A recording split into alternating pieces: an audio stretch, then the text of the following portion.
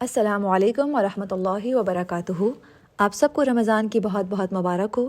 الحمدللہ ہم وہ خوش نصیب لوگ ہیں جنہوں نے ایک بار پھر رمضان جیسا خوبصورت مہینہ پایا ہے۔ اس سلسلے کے تعارف سے پہلے ذرا ہم اپنی نیتوں کا جائزہ لیتے ہیں اور اللہ سے دعا بھی کرتے ہیں کہ یا اللہ ہمیں اس رمضان میں اپنی عبادت کی خوب توفیق عطا فرمانا۔ صبح و شام دن رات ہم اللہ کی یاد میں گزاریں اور اللہ کی یاد میں اس طرح گزاریں کہ جب اس مہینے کا اختتام ہو تو اللہ ہم سے راضی ہو اور ہمارا نام ان لوگوں میں شامل ہو جائے جن سے اللہ نے بخشش کا وعدہ کر رکھا ہے۔ عباد الرحمان سے منسلک لوگ جانتے ہیں کہ ٹیم آئی آر پچھلے 2 سالوں سے رمضان پلانر کے نام کا ایک گروپ چلا رہا ہے۔ اس پلانر کے 3 سیگمنٹس ہوتے ہیں۔ اسی کا ایک سیگمنٹ ہے آفٹر افطار سیگمنٹ، جس میں کسی بھی سورہ کی تفسیر لکھے ہوئے فارمیٹ میں شیئر کی جاتی تھی، لیکن چونکہ پڑھنا کچھ لوگوں کے لیے مشکل ہوتا ہے تو اس لیے ہم نے سوچا کہ کیوں نہ اس سال ہم ریکارڈنگز بھیجیں۔ اس حوالے سے سورہ الکہف کی ابتدائی آیات کو لیا گیا ہے۔ مجموعی طور پر یہ تفسیر ابن کثیر کی ہی ریکارڈنگز ہیں، لیکن کچھ پوائنٹس ڈاکٹر فرحت ہاشمی کے لیکچر سے بھی لیے گئے ہیں۔ تو چلیے شروع کرتے ہیں۔ بسم اللہ الرحمن الرحیم۔ آج ہم سورہ الکہف کا تعارف اور اس کی فضیلت جانیں گے۔ تو سورہ الکہف کا تعارف سے شروع کرتے ہیں۔ سورہ الکہف مکی سورت ہے۔ یہ سورہ الغاشیہ کے بعد بعثت کے 8ویں اور 10ویں سال کے درمیانی مدت میں نازل ہوئی۔ اس کی کل آیات 110 ہیں، 110، اور اس کی کل کلمات 1577 1577 ہیں۔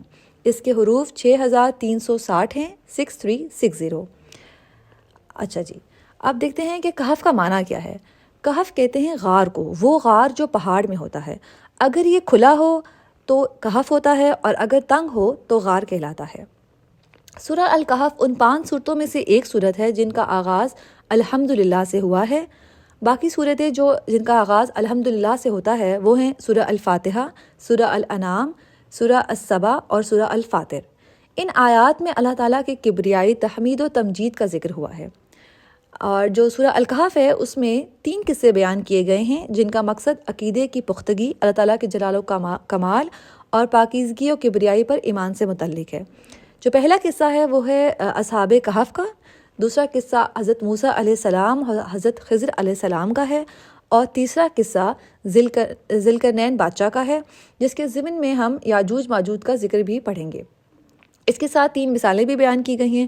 پہلی مثال جو ہے وہ ہے 2 باغوں والے متکبر امیر کی، اور دوسری دنیائے فانی کی، اور تیسری سرکش ابلیس کی۔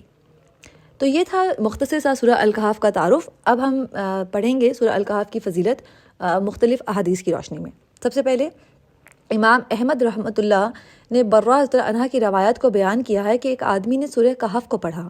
اس وقت گھر میں ایک جانور بھی تھا، اس نے بدکنا شروع کر دیا۔ اس آدمی نے دیکھا تو ایک بادل سا تھا جس نے اسے ڈھانپ رکھا تھا۔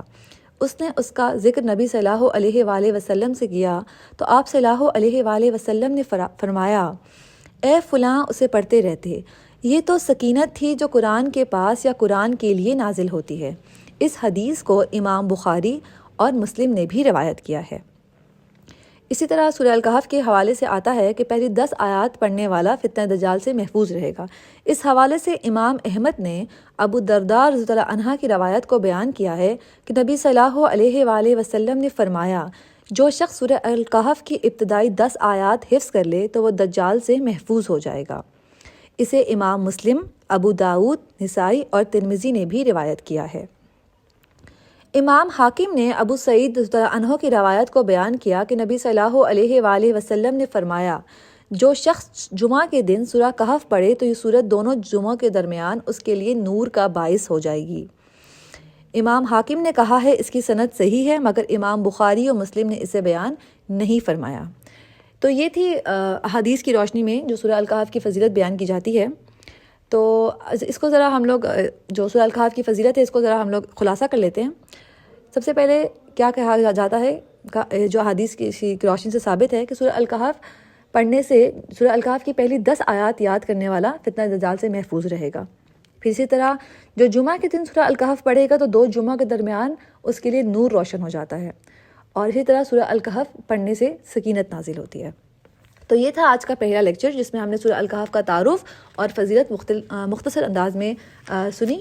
انشاءاللہ ہم کل سے باقاعدہ سورہ الکہف کا آغاز کریں گے اور اس کی آیات کو پڑھیں گے۔ چلیے اختتام کرتے ہیں۔ سبحانک اللہم و بحمدک اشہد ان لا الہ الا انت استغفرک و اتوب الیک۔ السلام علیکم ورحمۃ اللہ وبرکاتہ۔